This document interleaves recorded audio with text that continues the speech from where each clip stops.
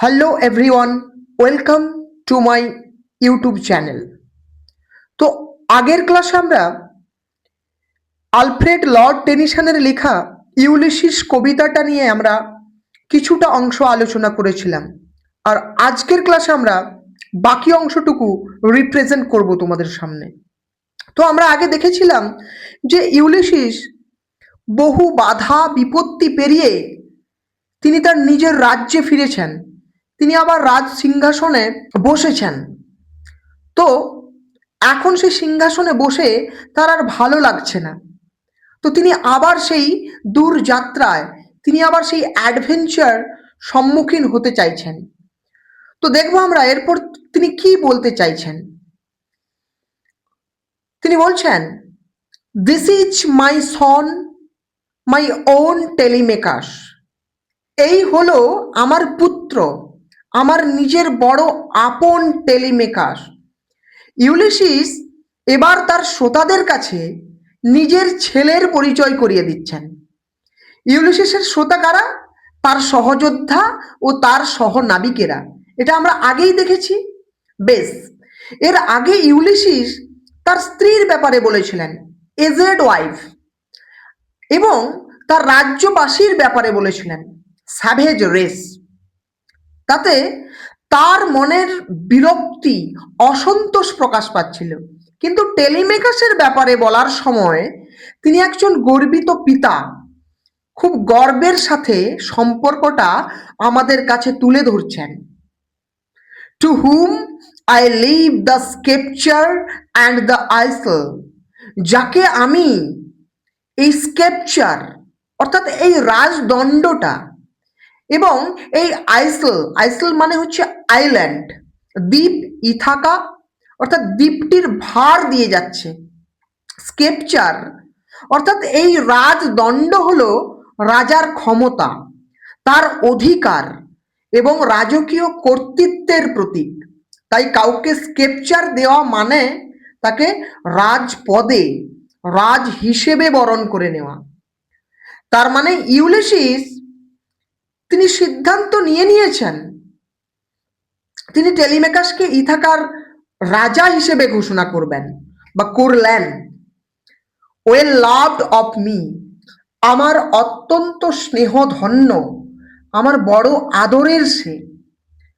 ডিসকার্নিং, বিচক্ষণ, two fulfil this labour.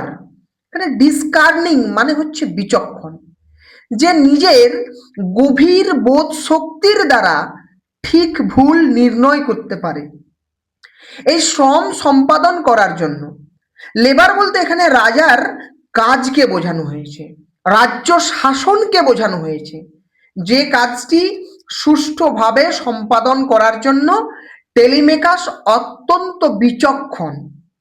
Ulysses এবার বর্ণনা করতে থাকেন যে টেলিমেকাস ব্যক্তিটির প্রকৃতি কেমন এবং কেমন ভাবেই সে এ রাজ্য শাসন করবে।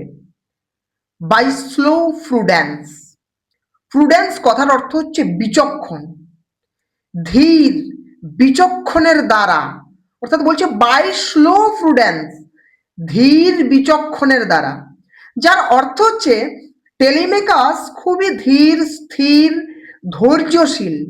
তাই খুব তাড়াহুড়ো না করে ইথাকার জনগণের জন্য সর্বোত্তম সিদ্ধান্তটা সে নিতে পারবে।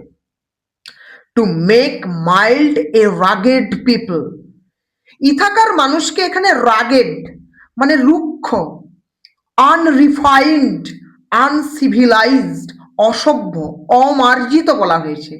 আমরা দেখেছি তাদের আগেও স্যাভেজ বলা হয়েছিল। এই মানুষদের মাইল্ড অর্থাৎ নম্র, ভদ্র করে তোলার জন্য যে ধৈর্য আর বিচার বুদ্ধির প্রয়োজন তা টেলিমেকাসের পুরো মাত্রায় রয়েছে। And through soft degrees, soft degrees মানে হচ্ছে জেন্টল, গ্র্যাজুয়াল স্টেপ অর্থাৎ মৃদু, ধীর পদক্ষেপের মাধ্যমে অর্থাৎ ধাপে ধাপে। Subdue them to the useful and the good, তাদের সাবডিউ অর্থাৎ নিয়ন্ত্রণে নিয়ে আসবে, তাদের একটা ইউজফুল মানে কার্যকরী, ফলপ্রসূ এবং গুড মানে ভালো জীবনযাত্রার দিকে নিয়ে গিয়ে ধীরে ধীরে তাদেরকে সভ্য করে তুলবে টেলিমেকার্স। মোস্ট ব্লেমলেস ইজ হি, তার কোনো দোষ খুঁত নেই, নৈতিকভাবে তিনি ন্যায়পরায়ণ, একটা নিষ্কলুষ চরিত্র তিনি। Centre in the sphere of common duties, centre মানে হচ্ছে ফোকাসড, মনোযোগী। কিসের প্রতি মনোযোগী সে? In the sphere of common duties মানে দৈনন্দিন সাধারণ দায়িত্ব কর্তব্যের প্রতি তিনি খুবই মনোযোগী। অর্থাৎ একজন রাজা এবং পরিবারের কর্তা হিসেবে যে রুটিন, যে টাস্কগুলো থাকে সেগুলো টেলিমেকার্স বেশ দায়িত্ব নিয়ে মনোযোগ সহকারে করতে পারবে। নেক্সট লাইনে যাচ্ছি। Decent not to fail in offices of tenderness, decent ভদ্র, উপযুক্ত, নট টু ফেল ব্যর্থ না হওয়ার মতো। সে কিসে ব্যর্থ হবে না? Offices of tenderness, offices of tenderness means act of care and kindness, অর্থাৎ যত্ন এবং দয়ার কাজে তিনি কখনো ব্যর্থ হবেন না। And pay meet adoration to my household gods, এবং আমার পরিবারের গৃহ দেবতাদের প্রতিও মিট অর্থাৎ উপযুক্ত, অ্যাডোরেশন ভক্তি সে প্রদর্শন করবে। গ্রিকরা একাধিক দেবদেবীর উপাসনা করে। এখানে ইউলিসিস বলছেন যে টেলিমেকাস তার পারিবারিক ঐতিহ্য ও বাড়ির ইষ্ট দেবতা, গৃহ দেবতার প্রতি শ্রদ্ধা জানাতে ধর্মীয় কর্তব্য পালন করতে কখনো তিনি ব্যর্থ হবেন না। হোয়েন আই এম গান, যখন আমি চলে যাব, এর অর্থ তিনি যখন আবার অভিযানের উদ্দেশ্যে চলে যাবেন। তাহলে ইউলিসিস আবার সমুদ্রে পাড়ি দেবার সিদ্ধান্ত কিন্তু নিয়েই ফেলেছেন। He works his work I mine, he বলতে এখানে টেলিমেকাসকে বোঝানো হয়েছে। তিনি বলছেন যে টেলিমেকাস সে তার কাজ করবে আর আই মাইন আমি আমার কাজ করব। টেলিমেকাস কি করবে? রাজ্য পরিচালনা করবে, পারিবারিক ও ধর্মীয় দায়িত্ব কর্তব্য সফলভাবে প্রতিপালন করবে। আর আমি অর্থাৎ ইউলিসিস তিনি কি করবেন? সমুদ্রে ভ্রমণ করবেন, নিত্য নতুন অ্যাডভেঞ্চার, রোমাঞ্চকর অভিজ্ঞতা অর্জন করে নতুন নতুন জ্ঞান সঞ্চয় করবেন। অর্থাৎ পিতা পুত্র একে অন্যের সম্পূর্ণ বিপরীত। টেলিমেকাস ধীর স্থির সাংসারিক ঘরোয়া মানুষ, আর ইউলিসিস চঞ্চল জ্ঞানের পিপাসু, যাকে ঘরে থাকতে দেয় না, তিনি সারা বিশ্ব ঘুরে দেখতে চান। ইউলিসিস এবার ছেলের দিক থেকে সরিয়ে শ্রোতাদের দৃষ্টি আকর্ষণ করছেন ইথাকা বন্দরের দিকে। কি বলছেন দেখো, দেয়ার লাইজ দ্য পোর্ট, ওই যে ওখানে বন্দরটা, দ্য ভেসেল পপস, ভ্যাসেল কথার অর্থ হচ্ছে জাহাজ, পপস মানে হচ্ছে স্ফীত হওয়া। হার সেল, যেখানে দাঁড়ানো ভ্যাসেল অর্থাৎ জাহাজটির পালে বাতাস লেগেছে, একটি পপস মানে ফুলে উঠেছে, মানে বাতাস অনুকূল যাত্রার জন্য জাহাজটা কিন্তু প্রস্তুত। There gloom the dark broad seas, ওখানে অন্ধকারাচ্ছন্ন দেখাচ্ছে, ওই অন্ধকার প্রশস্ত সমুদ্রকে গ্লুম বলা হয়েছে। এই গ্লুম ওয়ার্ডটা একটা নাউন হিসেবে ব্যবহার হলেও এখানে একটি ভার্ব হিসেবে ব্যবহার করা হয়েছে, যার অর্থ হচ্ছে কাস্ট শ্যাডো মানে ছায়া ফেলা, মানে অন্ধকার করে তোলা বলতে বোঝানো হয়েছে এই অন্ধকার বিশাল সমুদ্র এক অজানা ভবিষ্যতের প্রতীক। এখানে অনেক এক্সাইটিং পসিবিলিটিজ, অনেক অজানা রহস্যের প্রতীক, যেগুলো ইউলিসিসকে ভীষণভাবে আকর্ষণ করে।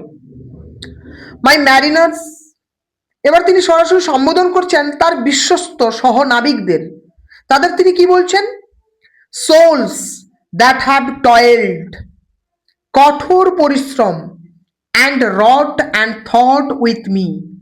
সোলস মানে আক্ষরিক অর্থে আত্মা নয়, কিন্তু সেই সহনাবিকদের কথা বলা হচ্ছে, যারা মন থেকে তারা নিজেদের সারা সত্তা দিয়ে সবসময় ইউলিসিসের প্রতি লয়াল অর্থাৎ বিশ্বস্ত ছিল সবসময়।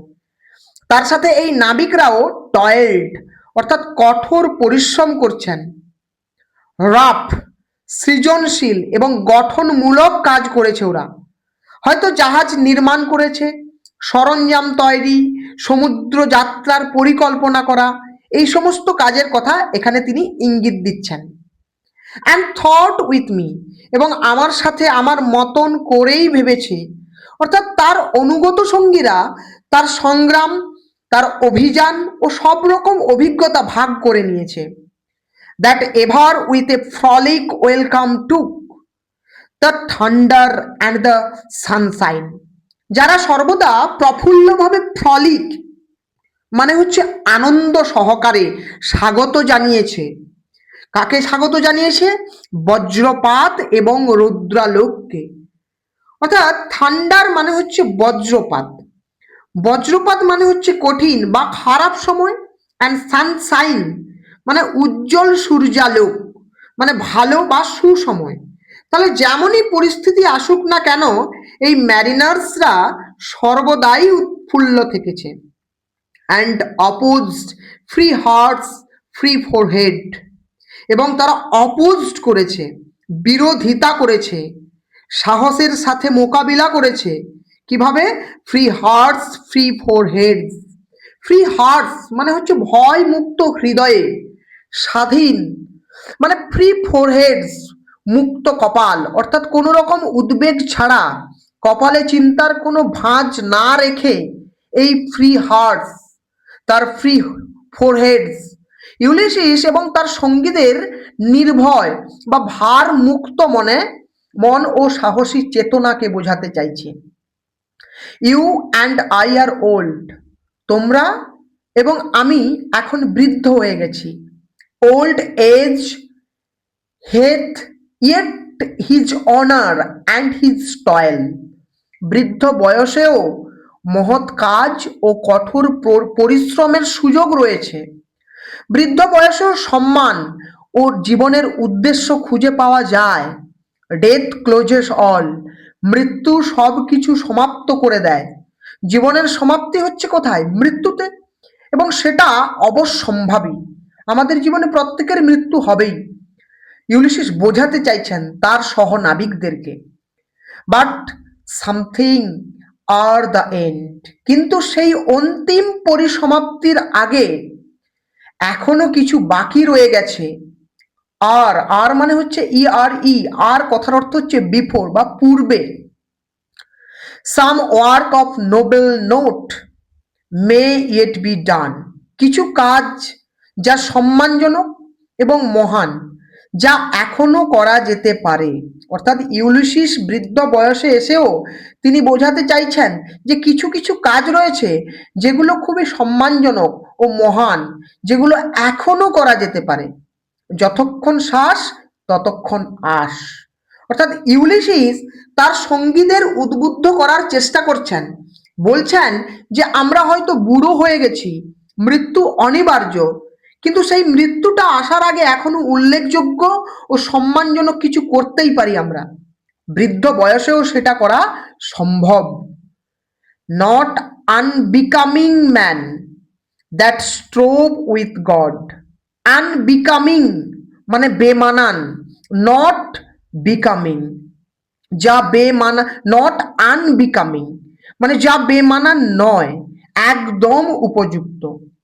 স্ট্রোভ, স্ট্রোভ হলো স্ট্রাইভের পাস্ট ফর্ম, যার মানে সংগ্রাম করা। অর্থাৎ যে মানুষেরা একসময় দেবতাদের বিরুদ্ধে যুদ্ধ করেছিলেন, তাদের বৃদ্ধ বয়সেও মহৎ কাজ ও দুঃসাহসিক অভিযানের জন্য প্রচেষ্টা চালিয়ে যাওয়াটা মোটেও কিন্তু বেমানান নয়, বরং সেটাই উপযুক্ত। এখানে ইলিয়াডে বর্ণিত ট্রয়ের যুদ্ধের কথা বলা হয়েছে, যেখানে স্বর্গের দেবদেবীরা কিন্তু মোটেও নিরপেক্ষ হয়েছিলেন না, বরং ট্রোজেন কিংবা গ্রিকদের পক্ষে তারা ছিলেন। তাই সেই যুদ্ধে দৈব শক্তির সাথে ইউলিসিসের সংঘাত হয়েছিল এবং পরবর্তীকালে ঘরে ফেরার সময়ও তাকে অন্যান্য দেবতা যেমন নেপচুন সমুদ্রের দেবতার সঙ্গে মোকাবিলা করতে হয়েছিল। মোট কথা, আগেও যারা ভয়াবহ দুঃসাহসিক যুদ্ধে লড়াই করেছে, এমনকি দৈব শক্তির সঙ্গে লড়াই করেছে, সেই সব মানুষের শেষ যাত্রাটা ততটাই বীরত্বপূর্ণ হওয়া উচিত। The lights begin to twinkle from the rocks.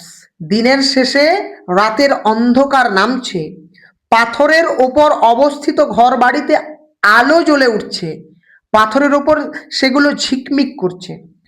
The long day once, এখানে ওয়ান্স মানে হচ্ছে ক্ষয় বা লম্বা দিনটা শেষ হয়ে আসছে, দিনের আলো কমে আসছে। দ্য স্লো মুন ক্লাইম্স, পূব আকাশে চাঁদ ধীরে ধীরে উঠছে। দিনের শেষ হয়ে সন্ধ্যা নেমে আসা যেন ইউলিসিসের জীবনের ও শেষ প্রহরের প্রতীক। তিনি দেখিয়েছেন যে এটা আমার জীবনের শেষ প্রহর। The deep moon moans round with many voices. Deep বলতে সমুদ্রকে বোঝাচ্ছে। এই সমুদ্র মন করছে, মানে একটা দুঃখজনক শোকের মতো আওয়াজ করছে। উইথ মেনি ভয়েসেস, অনেক কণ্ঠের সাথে। এটা সমুদ্রের বিভিন্ন শব্দ, যেমন ঢেউ আছড়ে পড়া, বাতাসের শব্দ, সামুদ্রিক পাখির ডাক, অনেক কিছু একসাথে যেন করুণভাবে ইউলিসিসকে আহ্বান জানাচ্ছে এক নতুন অভিযানের জন্য। কাম মাই ফ্রেন্ডস, এসো আমার বন্ধুরা। It is not too late to seek a newer world. এখানে টি কথার অর্থ হচ্ছে ইট। নতুন এক জগৎ খোঁজার জন্য এখনো বেশি দেরি হয়নি। ইউলিসিস এখানে তার সহনাবিক, তার বন্ধুদের একটা অন্তিম মহান অভিযানে যাওয়ার জন্য উৎসাহিত করছেন এবং স্পষ্টভাবে আহ্বান জানাচ্ছেন, পুশ অফ মানে সেট সেল, মানে যাত্রা শুরু করো, and sitting well in order, এবং সুশৃঙ্খলভাবে বসো। জাহাজে যাত্রার আগে একজন আদর্শ লিডার এবং ক্যাপ্টেন হিসেবে এখানে ইউলিসিস শৃঙ্খলার ওপর জোর দিচ্ছেন। স্মাইট দ্য সাউন্ডিং ফিউরোজ। স্মাইট কথার অর্থ হচ্ছে জোরপূর্বক আঘাত করা। বলছে লাঙলের দ্বারা তৈরি হওয়া খালের মতো গভীর রেখা। এখানে ফিউরোজ কথার অর্থ হচ্ছে লাঙলের দ্বারা তৈরি হওয়া খালের মতো গভীর রেখা। অর্থাৎ ফিউরোজ বলতে এখানে সমুদ্রের জলে তৈরি হওয়া সেই গভীর রেখা বা চিহ্নকে বোঝানো হচ্ছে। মাঠে লাঙল চালালে যেমন করে খালের মতো যে গভীর রেখা তৈরি হয় তাকে ফিউরোজ বলে।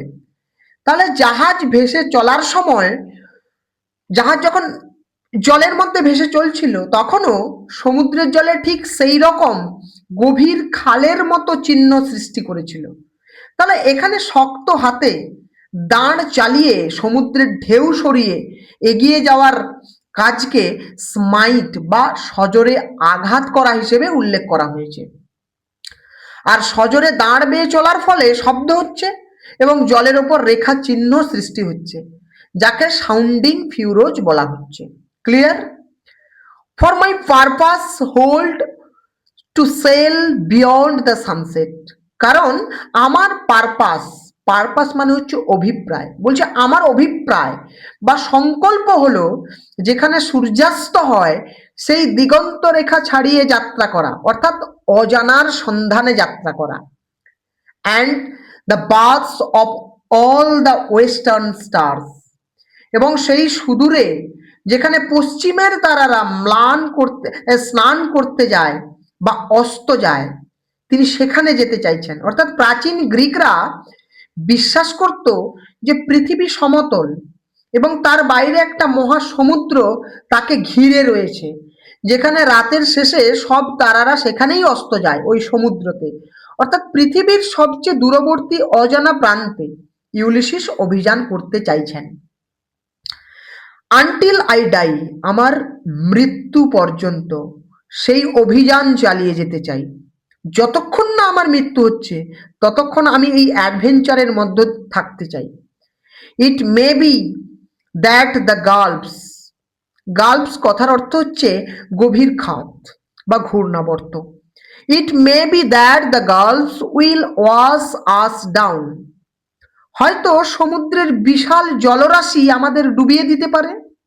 ইট may it may be we shall touch the happy isle, হয়তো আমরা পৌঁছে যেতে পারি ওই হ্যাপি আইসলে। অর্থাৎ হ্যাপি আইসল বলতে কি বোঝানো হয়েছে?